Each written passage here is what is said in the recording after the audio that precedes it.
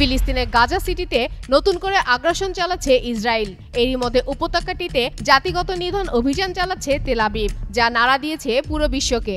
আন্তর্জাতিক অঙ্গনে জন্ম দিয়েছে তীব্র উদ্বেগের। একদিকে বিশ্বব্যাপী যুদ্ধবিরতির দাবি জোরদার হচ্ছে, আর অন্যদিকে জাতিসংঘের নিরাপত্তা পরিষদে উপস্থাপন করা হচ্ছে নতুন প্রস্তাব, যার ফলে বিশ্ব দরবারে আলোচনার কেন্দ্রবিন্দু হয়ে উঠেছে যুক্তরাষ্ট্রের অবস্থান।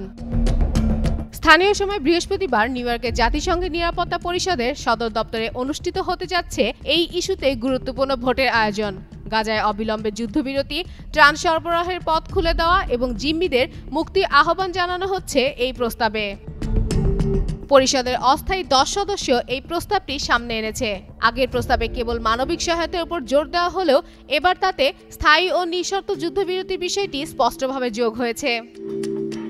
আর সদস্য দেশগুলো মনে করছে যুক্তরাষ্ট্রকে চাপের মুখে ফেলার জন্য এই উদ্যোগ, কারণ 15 সদস্যের মধ্যে মাত্র যুক্তরাষ্ট্রই এর বিরোধিতা করেছে। ফলে বাকিদের মধ্যে ক্ষোভ ও হতাশা বাড়ছে।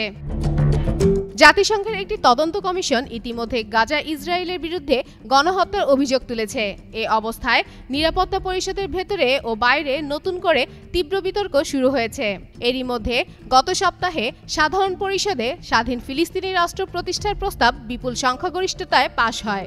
142টি দেশ এর মধ্যে ভোট দেয়, আর বিপক্ষে ভোট দেয় মাত্র 10টি দেশ এবং বিরত থাকে 12টি দেশ।